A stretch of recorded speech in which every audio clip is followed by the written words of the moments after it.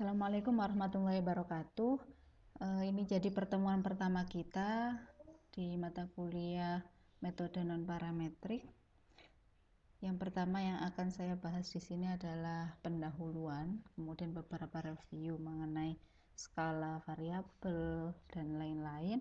Kemudian kita masuk ke uji binomial. Ini adalah uji pertama yang akan kita pelajari di mata kuliah metode non-parametrik ini. Jadi ini sekitar sekilas saja. Jadi biasanya statistika non-parametrik ini juga digunakan untuk penelitian. Maka di sini saya jelaskan sekilas mengenai penelitian, pengertian dari penelitian itu sendiri.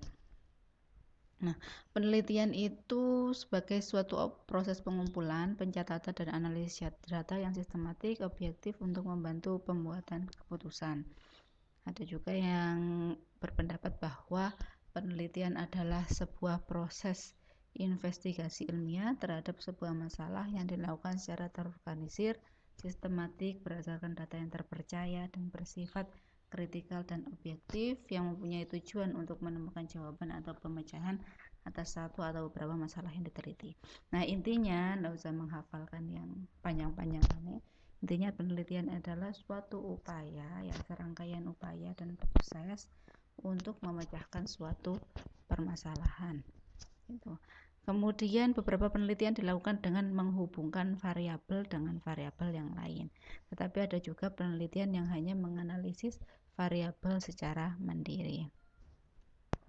Nah, apa itu variabel? Ini kan sudah sering kita dengar, ya.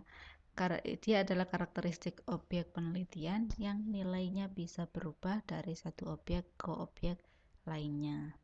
Nah, untuk hubungannya ada 3, yaitu deskriptif. Kalau deskriptif berarti nanti menggambarkan suatu, kemudian komparatif berarti nanti membandingkan antara dua hal atau lebih, dan asosiatif. Asosiatif berarti hubungan antara dua variabel itu. Tidak panjang-panjang, tidak lama-lama saya di sini, saya kira sudah jelas. Kemudian tentang hipotesis penelitian. Hipotesis ini juga sudah sering kita jumpai.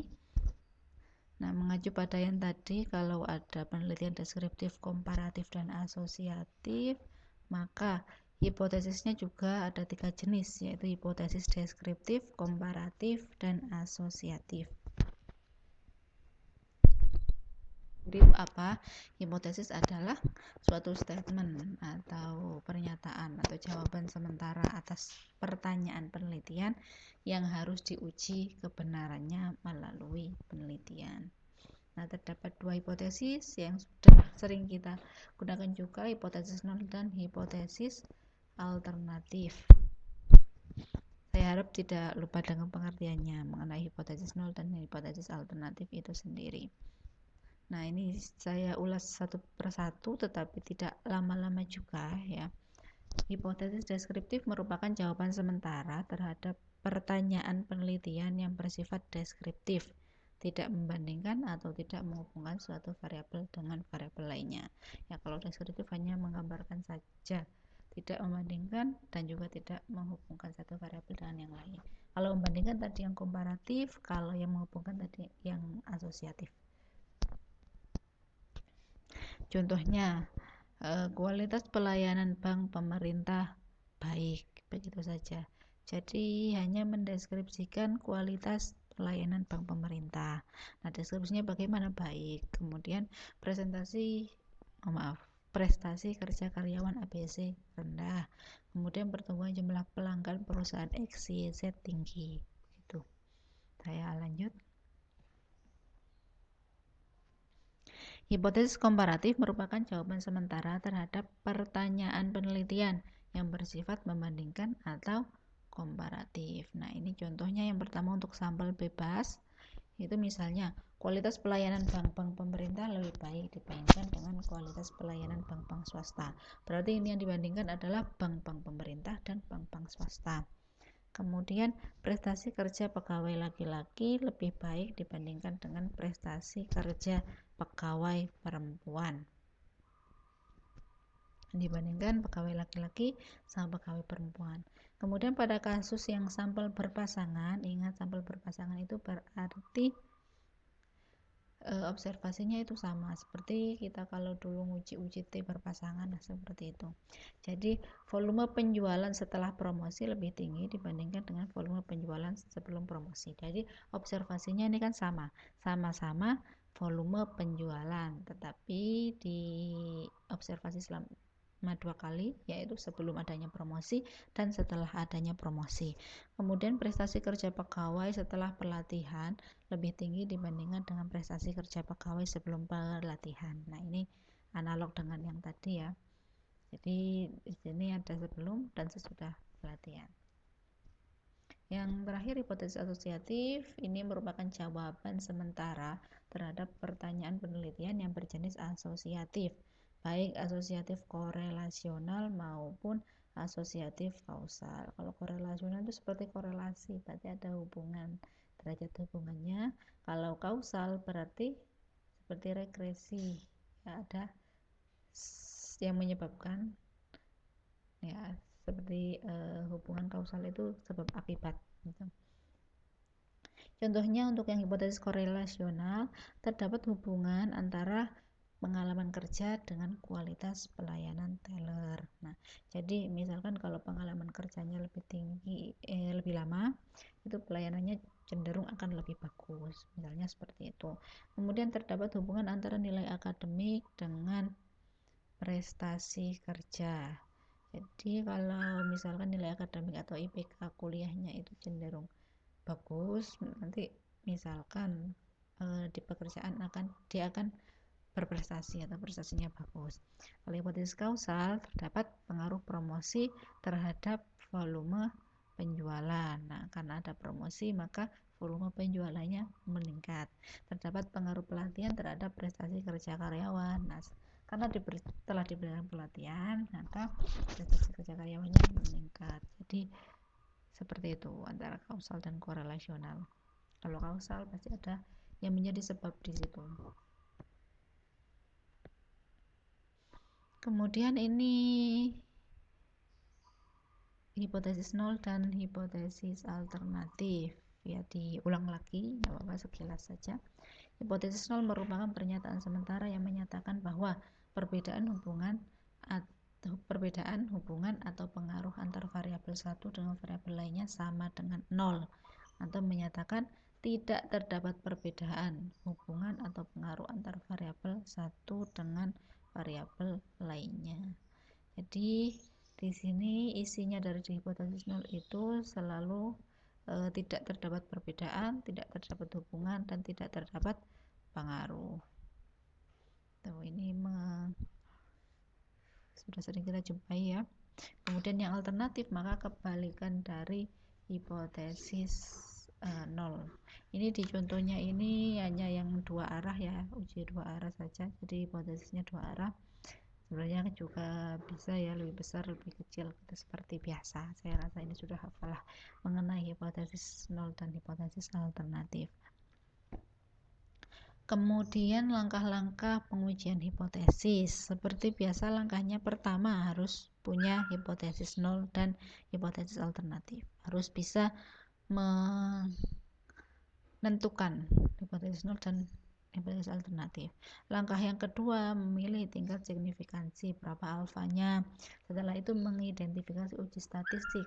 Uji statistik apa yang akan kita gunakan? Apa itu uji T, uji Z, uji chi-square, uji F gitu. Kemudian kalau di parametrik seperti itu ya, tapi nanti ini non parametrik, jadi selain yang uji-uji yang saya sebutkan tadi. Langkah selanjutnya yaitu merumuskan kriteria penerimaannya. Jadi dia ditolak H0 ketika apa dan gagal menolak H0 ketika apa. Langkah 5, mengambil sampel dan melakukan analisis data. Ya, diambil sampelnya, dilakukan analisis data, kemudian menyimpulkan, yaitu tidak dapat menolak hipotesis nol atau menolak hipotesis nol. Nah, ini perumusan hipotesis nol dan hipotesis alternatif. Kalau uji komparatif berarti sampelnya ada 2, ada mu1, mu2 ya, rata-rata sampel pertama dapat rata-rata sampel kedua. Kemudian uji korelasional ini R itu simbol dari korelasi, uji kausal ini beta seperti yang kita gunakan di regresi ya.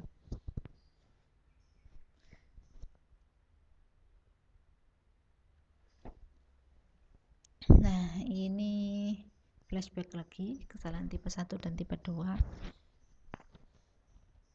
Jadi kesalahan tipe 1 terjadi ketika kita menolak H0 padahal H0-nya benar. Kemudian kalau kesalahan tipe 2 maka kita gagal menolak H0 padahal H0 itu salah.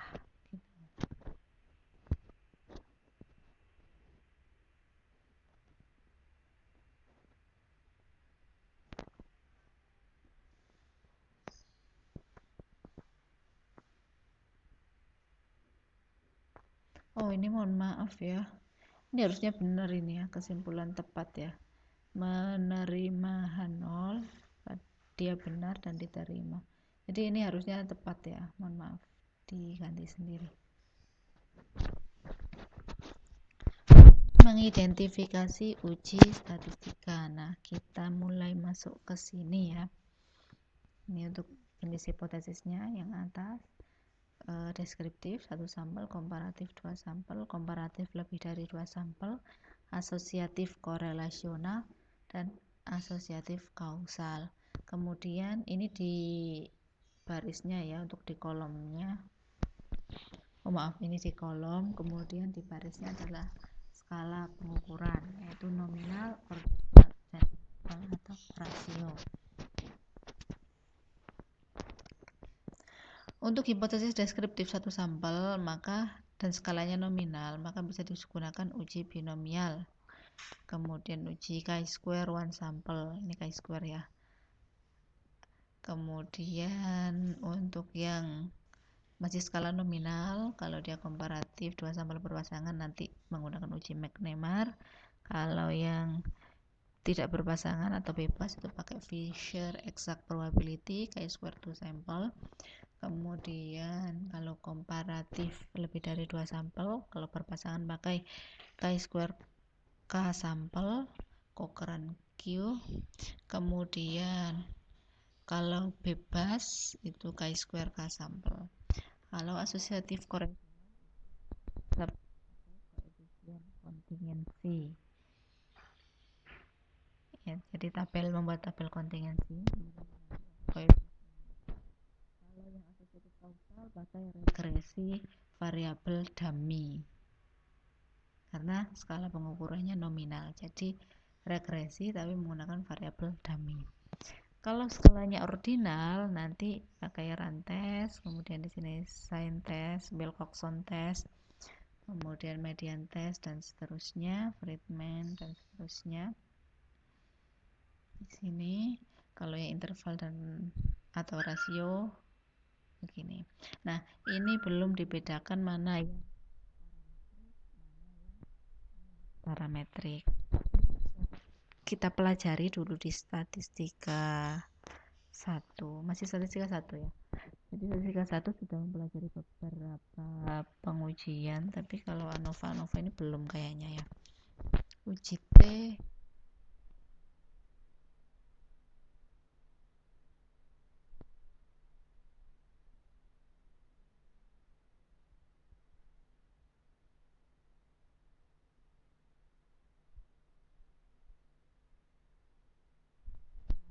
bedakan kapan menggunakan uji yang parametrik, kapan yang non parametrik, dan perbedaannya apa gitu. Yang keempat, merumuskan kriteria pengujian.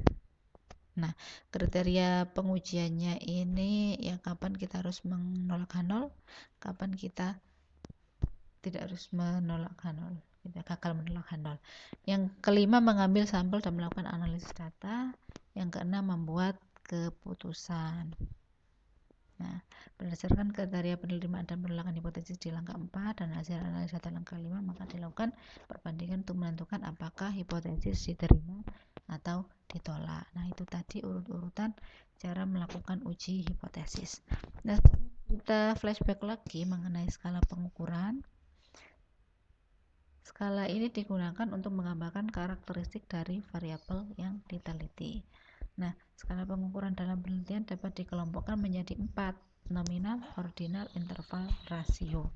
Jika datanya kualitatif, ya variabelnya itu mengandung data yang kualitatif, maka kemungkinan skalanya nominal dan ordinal. Sedangkan kalau kuantitatif, maka kemungkinan skalanya itu interval dan rasio. Nah, skala nominal contohnya adalah status perkawinan, tidak kawin dan kawin. Jadi fungsinya di sini hanya untuk membedakan antara kategori satu dengan kategori lainnya. Skala ini tidak memiliki tingkatan atau setara. Nah, misalkan status perkawinan, tidak kawin dan kawin, ini di sini dianggap setara, tidak ada yang lebih tinggi daripada yang lainnya. Tuh.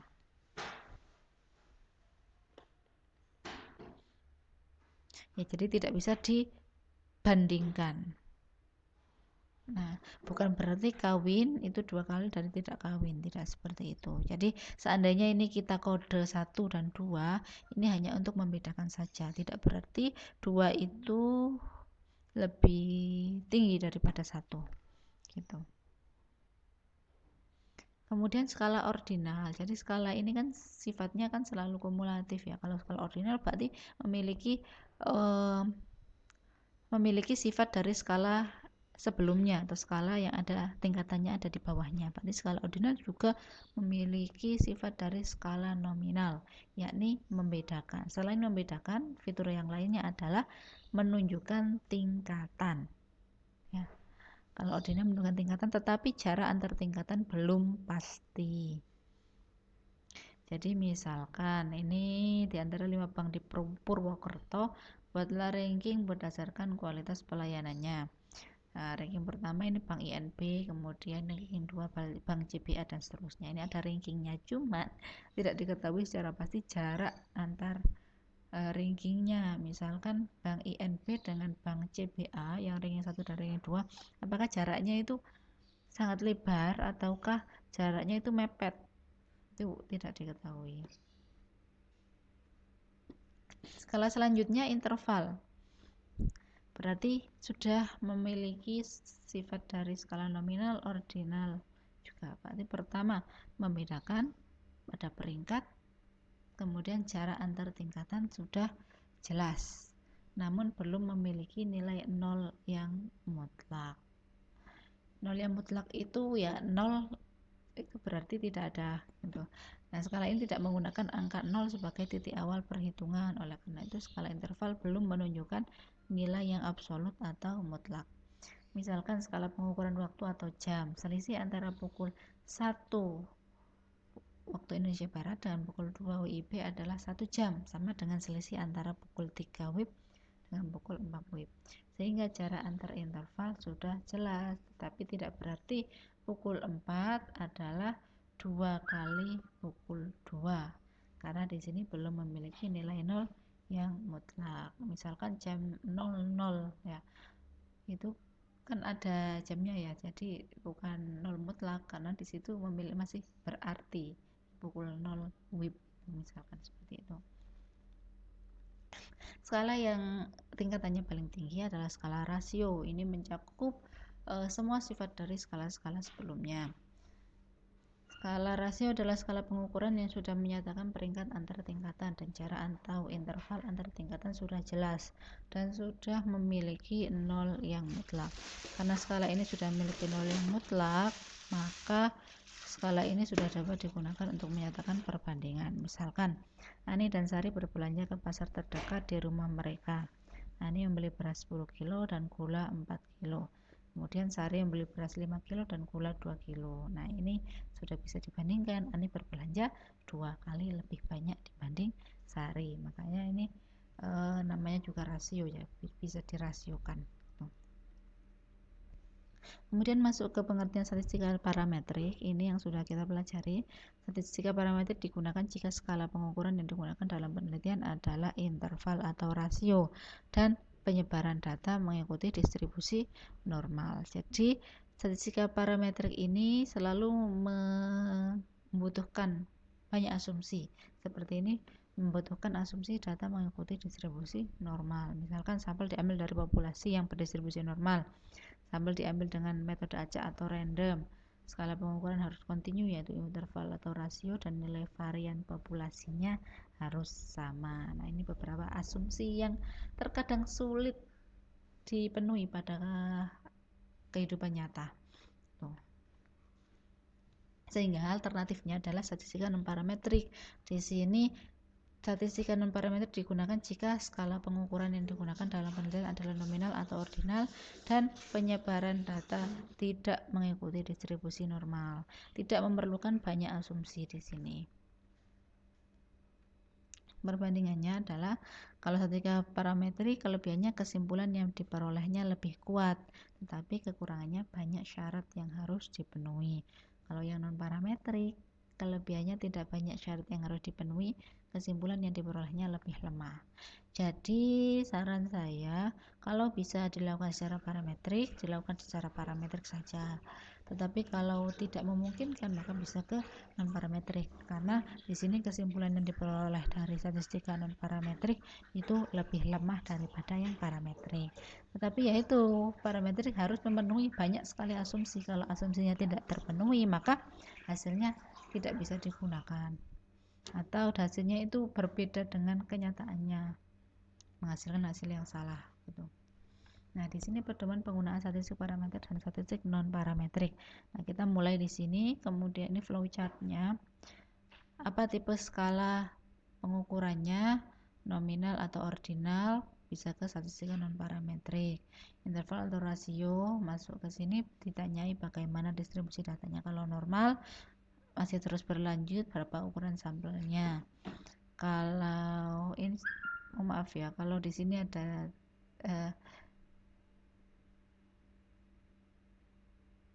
sudah benar. Bagaimana distribusi datanya? Kalau normal maka ditanya berapa ukuran sampelnya. Kalau ukuran sampelnya besar, statistika non parametrik. Kalau ukurannya kecil, bisa juga pakai statistika non parametrik gitu. Nah, pengujian hipotesis satu sampel dulu kita akan pelajari, nanti ada 2 sampel di pertemuan selanjutnya. Nah, pengujian hipotesis satu sampel digunakan untuk menguji perbedaan rata-rata sampel atau observasi dengan rata-rata yang diharapkan populasi. Nah, tujuannya seperti biasa menguji perbedaan sentral tendensi, atau ini pusat ya, ukuran pusatnya antara sampel dan populasi. Menguji perbedaan antara frekuensi observasi dengan frekuensi yang diharapkan, dan seterusnya ya. Menguji perbedaan antara proporsi observasi dengan proporsi yang diharapkan. Intinya ini menguji perbedaan apakah ada perbedaan observasi dan yang diharapkan. Kemudian menguji apakah sampel diambil dari populasi dengan bentuk distribusi tertentu, dan juga menguji apakah sampel diambil secara random dari populasi yang ada. Nah, ini beberapa tujuan yang bisa dicapai dengan melakukan pengujian hipotesis satu sampel. Nah, ini pedoman memilih teknik statistik non parametrik untuk pengujian hipotesis satu sampel. Kalau skala yang digunakan itu nominal, maka kemungkinannya adalah uji binomial dan uji chi-square satu sampel. Kalau ordinal itu uji Ransche dan uji Kolmogorov-Smirnov satu sampel. Kita masuk ke uji binomial. Distribusi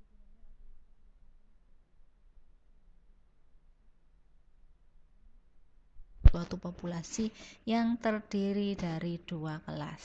Nah, ini ya, terdiri dari 2 kelas. Nah, kata kuncinya di sini pertama adalah distribusi sampling dari proporsi-proporsi yang mungkin diamati dalam sampel-sampel random yang ditarik dari suatu populasi yang terdiri dari 2 kelas. Maka uji binomial dia digunakan untuk menguji hipotesis bila dalam populasi terdiri atas 2 kelompok kelas. dan datanya berbentuk nominal dan ukuran sampelnya kecil kurang atau sama dengan 25. Nah, khusus untuk yang terakhir ini ya, ukuran sampelnya kecil kurang atau sama dengan 25 ini di textbook seperti ini dikarenakan terdapat tabel ya, tabel untuk uji binomial di lampiran textbooknya itu hanya bisa diperoleh nilai sampai N sama dengan 25. Tetapi pada prinsipnya kalau kita menggunakan software itu kita bisa memperoleh nilainya sampai sampel sebanyak mungkin. Jadi ini menurut saya tidak begitu berlaku untuk ukuran sampelnya kecil kurang atau sama dengan 25 gitu. Tetapi pada prinsipnya sebenarnya ini tuh ketika sampelnya itu lebih besar dari 25 itu diarahkan ke penggunaan distribusi normal ya. Penggunaan pendekatan distribusi normal, karena seperti yang kita tahu menurut central limit theorem ya, distribusi sampling dari distribusi apapun ketika n-nya itu besar maka dia akan mendekati distribusi sampling normal. Tuh.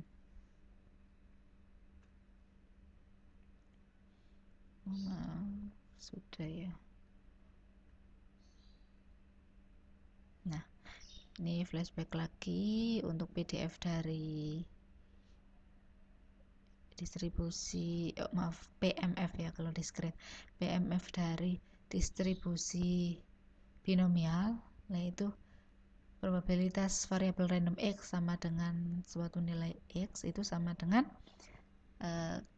kombinasi dari NX kemudian P pangkat X Q pangkat N min X, dimana P adalah proporsi kasus yang diharapkan dalam satu kategori dan Q lainnya, maka Q adalah 1 minus P. Kemudian nilai kombinasi NX ini ya dapat dihitung dengan rumus kombinasi. Kemudian dengan menggunakan rumus PMF-nya tadi, sebenarnya pertanyaan yang bisa kita jawab adalah berapa probabilitas atau berapa kemungkinan akan diperolehnya secara eksak nilai yang telah diamati. Jadi misal kita ingin mencari nilai yang telah diamati X kecilnya itu 5 tadi, ya kita akan bisa menghitung probabilitas variabel random X sama dengan 5 itu berapa? Dengan menggunakan PMF dari distribusi binomial. Tetapi sebenarnya pada penelitian kita umumnya itu ingin menjawab pertanyaan seperti berapakah kemungkinan atau probabilitas untuk memperoleh nilai-nilai yang diobservasi atau nilai-nilai yang lebih ekstrim gitu. Nilai-nilai yang diobservasi misalkan ditentukan nanti proporsinya berapa, apakah proporsi observasi sama dengan yang diharapkan, atau nilai-nilai yang lebih ekstrim, maksudnya ekstrim kiri dan ekstrim kanan atau ekstrim bawah atau ekstrim atas, maka nanti yang akan kita gunakan adalah distribusi samplingnya, yaitu probabilitas variabel random X kurang dari sama dengan X yang merupakan penjumlahan dari PMF-nya. Tuh. Jadi ini seperti CDF-nya. Nah, maka langkah-langkah uji binomial adalah pertama, buatlah tabulasi data. Ya, datanya ditabulasi menjadi 2 kelas. Kemudian hitunglah jumlah pengamatan yang masuk kategori P dan jumlah pengamatan yang masuk kategori selain P. Cari frekuensi terkecil di antara P dan Q. Kemudian lihat tabel binomial dengan N jumlah pengamatan dan X sama dengan frekuensi terkecil di antara P dan Q. Dan yang terakhir, pengambilan keputusan dengan kriteria H0 tidak dapat ditolak jika probabilitas binomial itu kurang dari binomial tabel, dan H0 ditolak jika probabilitas binomial lebih besar dari binomial tabel. Contoh pertama, sebuah perusahaan roti memproduksi 2 jenis roti, yaitu roti rasa nanas dan roti rasa durian. Manajer pemasaran perusahaan tersebut melakukan penelitian dengan tujuan untuk mengetahui apakah konsumen lebih menyukai roti dengan rasa nanas atau roti dengan rasa durian. Berdasarkan 22 sampel yang dipilih secara acak, ternyata 12 orang lebih menyukai roti rasa nanas dan 10 orang memilih roti rasa durian. Nah, dengan alfa 0,01 apakah terdapat perbedaan selera konsumen terhadap kedua rasa roti tersebut? Nah, di sini sudah dikelompokkan menjadi dua kelas ya, roti-roti nanas dan durian. Enggak, jawabannya ini judul penelitiannya, variabel penelitian, pertanyaan penelitiannya, dan juga hipotesisnya. Saya fokus ke hipotesisnya ya. Pertanyaan penelitiannya adalah apakah terdapat perbedaan selera konsumen terhadap dua rasa roti? Maka H0-nya tidak terdapat perbedaan konsumen terhadap dua rasa roti. Hanya terdapat perbedaan selera konsumen terhadap dua rasa roti, atau H0-nya itu kalau disimbolkan sebagai proporsi. Proporsi pertama sama dengan proporsi kedua sama dengan 0,5, dan hipotesis alternatifnya adalah proporsi 1 dengan tidak sama dengan proporsi 2, tidak sama dengan 0,5. Nah, ini analisis datanya. Maka tadi sudah kita ketahui N-nya 22, kemudian X-nya 10. Kenapa dipilih 10? Selalu pilih frekuensi yang terendah. Di sini kan ada 12 sama 10, maka dipilih yang 10.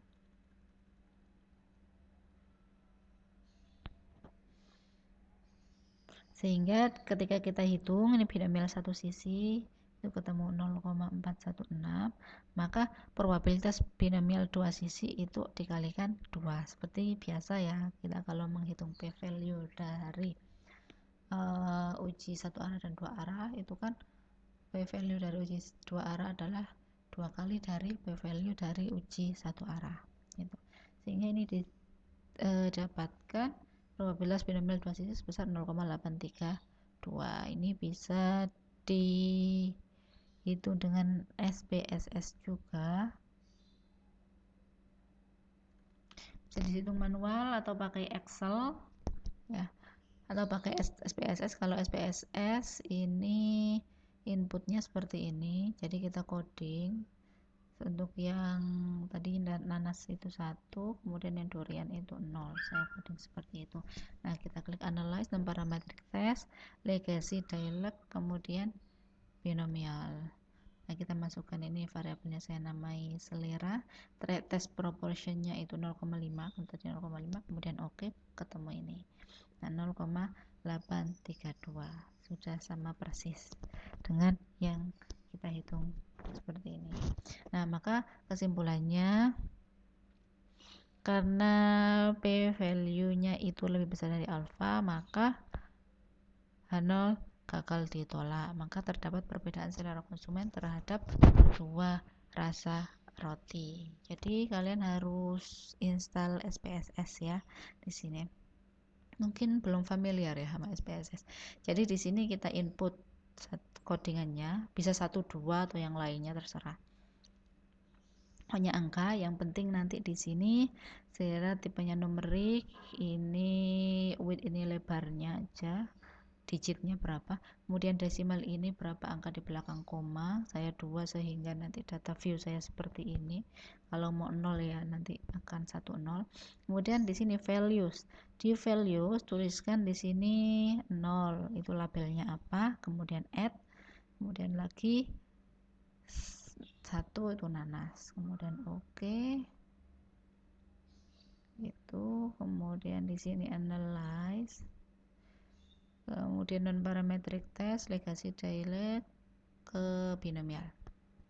Nah, seperti ini, langsung di oke.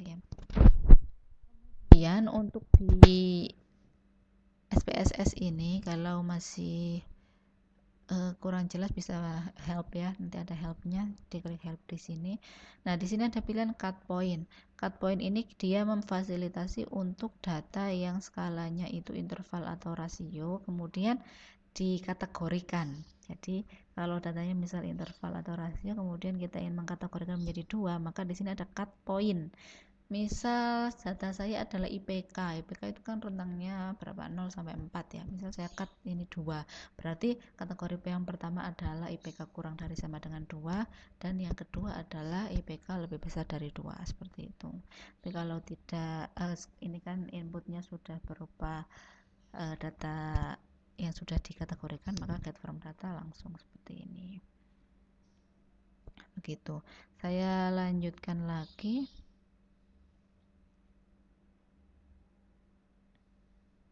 Ada contoh terakhir, contoh satu lagi. Nah, seorang dosen pembimbing akademik mendapatkan informasi bahwa rata-rata IPK mahasiswa jurusan manajemen adalah 2,8. Untuk menguji informasi tersebut diambil sampel secara acak 10 mahasiswa. Kemudian kita kategorikan IPK-nya menjadi kurang dari 2,8 dan lebih besar dari 2,8. Ini dianggap nominal ya. Jadi seolah-olah tidak ada tingkatan antara IPK mahasiswa yang lebih tinggi dari 2,8 atau yang lebih kurang, itu tidak ada tingkatan. Ini frekuensinya. Yang terkecil 4, jadi nanti yang akan kita gunakan adalah yang 4.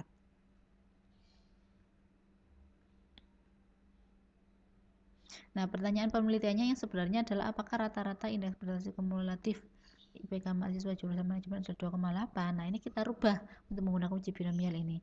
Jadi, apakah terdapat perbedaan IPK mahasiswa jurusan manajemen terhadap dua kategori yang telah ditentukan. Nah, hipotesisnya sama, kita rubah juga. Sehingga nanti akan menjadi seperti ini.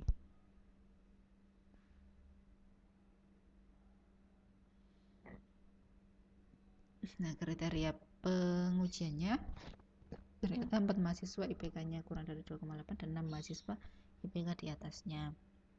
Maka frekuensi terkecilnya adalah 4. Kita hitung binomialnya, probabilitas binomial seperti yang tadi, distribusi samplingnya. Kalau satu sisi 0,377, kalau dua sisi 0,754. Ini sama persis dengan hasil dari SPSS, sehingga dapat disimpulkan bahwa hipotesis 0 tidak dapat ditolak karena nilai p-value lebih besar daripada alfa, yang artinya rata-rata indeks prestasi mahasiswa jurusan manajemen sebesar 2,8. Sekian bisa saya cukupkan. Saya akhiri. Assalamualaikum warahmatullahi wabarakatuh.